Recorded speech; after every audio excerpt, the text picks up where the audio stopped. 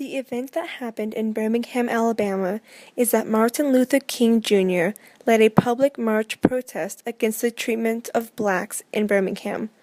King was arrested for this event and was sent to jail for 8 days. During these days, King received a letter criticizing his protests from members of the Birmingham Society. King replied with his famous jail letter from Birmingham, explaining why he did the march on Birmingham.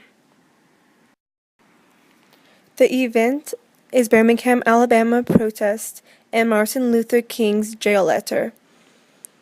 King's arrest on April 12, 1963, was for violating Alabama's law against mass public demonstrations.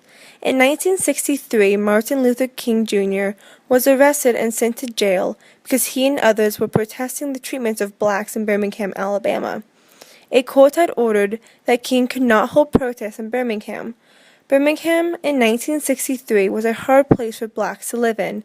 Everything was segregated, blacks faced constant unjust treatment, and the constant threats of violence. The day of his arrest, 8 Birmingham clergy members wrote a criticism of the campaign to King.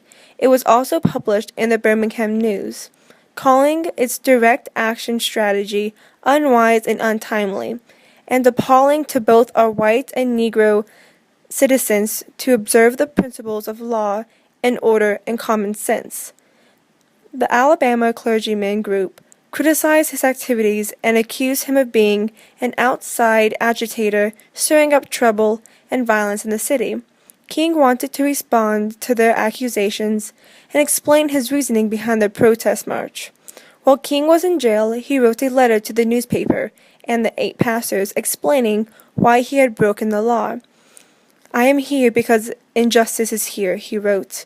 "I would agree with St. Augustine that an unjust law is no law at all." This is what happened on the Birmingham, Alabama protest and the Martin Luther King jail letter. On Martin Luther King's jail letter, on why it did happen, is because King believed they should not have to wait any longer for change. King believed nonviolence was essential for him as a man of God. He also believed that violence would ruin the chances for change. King and the others were willing to go to jail for the cause of civil rights. King knew that he needed to invoke action and that he can no longer wait for freedom. King knew that going to Birmingham would cause tension and get the attention of political leaders. Knowing this, King wanted to get the attention of President Kennedy. Therefore, Kennedy could pass a bill that would help African Americans. In the spring of 1963, Martin Luther King went through with his plan and was arrested and jailed for leading a protest march in Birmingham, Alabama. This particular protest was one of many involved in the 1963 Birmingham campaign. Since King wanted change, and he believed the only way to get the attention of the president, and therefore enact this change towards a broad civil rights bill, was to enforce events that would likely provoke violence from the local townspeople to bring the needed attention. What better place to begin leading nonviolent protests than in Birmingham, Alabama, who had the reputation in 1960 as the most thoroughly segregated city in the United States, and the city held strong to that name. Racism ran rampant through the entire town, and blacks faced harsh retribution if they complained, including bombings of their homes and businesses or churches.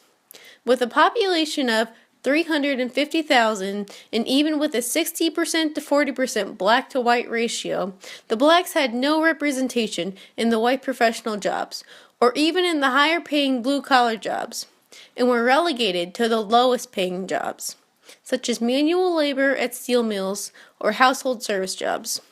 So King and the others felt change here could affect change everywhere. Using the Southern Christian Leadership Conference organization, Dr. King, Reverend Fred Shuttlesworth, James Bevel, and others mapped out a campaign to bring the needed attention to the lack of integration efforts, starting with boycotts of local businesses to pressure them into employing people of all races and ending segregation in public places, which was not particularly successful by itself. They furthered this with marches and sit-ins, which they intended to produce mass arrests. Also part of their strategy was the controversial use of elementary school children to participate in walks to talk to the mayor about segregation. This got broad television coverage in the media when the Commissioner of Public Safety, Eugene Bull Connor, retaliated by using police attack dogs and high-pressure hoses on them, and arrested the children as well. King's goal was to fill the jails with so many protesters that the city government would be forced to negotiate change. This goal was highly successful, as TV coverage painted the blacks as nonviolent and Bull Connor as public enemy number one. The coverage also had the full effect of not only raising black support around Dr. King, which had waned as they felt his peaceful strategies were not effective enough, but caught the hearts of people around the world demanding that Kennedy take action. On the side of the nonviolent protesters were Martin Luther King Jr., Reverend Fred L. Shuttlesworth, A.G. Gaston, James Bevel, A.D. King, Martin Luther King's brother, the Southern Christian Leadership Conference, and others. Leading the fight against the integration efforts were Eugene Bull Connor, the Commissioner of Public Safety, as well as the Mayor, Art Haynes. Other players included various members of the media, including New York Times reporter Bill Hudson, who took the iconic photo of Parker High School student Walter Gadsden being attacked by a police dog. New York Senator Jacob K. Javist, who pressed Congress to pass the Civil Rights Bill. Governor George Wallace, and President John F. Kennedy. Indeed, one could say all the citizens around the world became involved in this campaign as the coverage reached fever pitch worldwide, with many relating it to the Holocaust. The method of change that King used is that he had a philosophy of peace and that he believed that the way to accomplish social change was to have information gatherings, to promote equal education, to have everyone personally committed to change, to discuss and negotiate with the opposing party to eliminate the problem, direct action, nonviolence, and civil disobedience. When King went to Birmingham, he knew that he would be confronted with violence. But yet, even when violence hit the peaceful protesters with King, they remained peaceful. King stayed true to his principle of nonviolence, and with this principle, King did promote change. This was the method of change that King used. As news of the mass arrests and violence towards children reached Europe, Africa, and the Soviet Union, the broad negative news coverage of these ongoing events helped pressure Kennedy into action. By May 7, 1963, the city was completely paralyzed as no business was able to be conducted amid the chaos, which caused business owners to begin to pressure the politicians to end the stalemate. Then bombings of King's Hotel and A.D. King's house, his brother, brought events to riot status, which finally brought in 3,000 federal troops to help restore order. The significance of the unrelenting demonstrations was that they put an end to Alabama's segregation laws and they ousted Bull Connor from office. Within 90 days, most of the city's segregation laws had been abolished and progress was beginning to be made on actual desegregation at lunch counters and other public places, although hiring of blacks into white-collar jobs came more slowly. The Birmingham events caused King's status to soar, likely being the catalyst that secured his legendary status, as he was asked to help effect change in many southern cities at this point.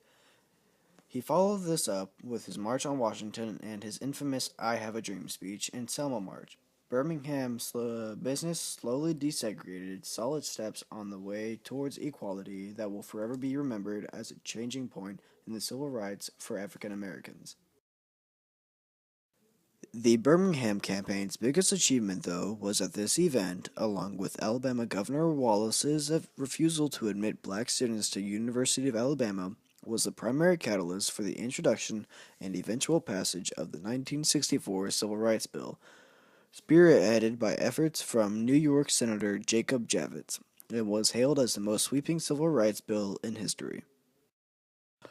1 year later, King revised the Letter from Birmingham Jail and presented it as a chapter in his 1964 memoir of the Birmingham Campaign, Why We Can't Wait, a book modeled after the basic themes sent out in the jail letter.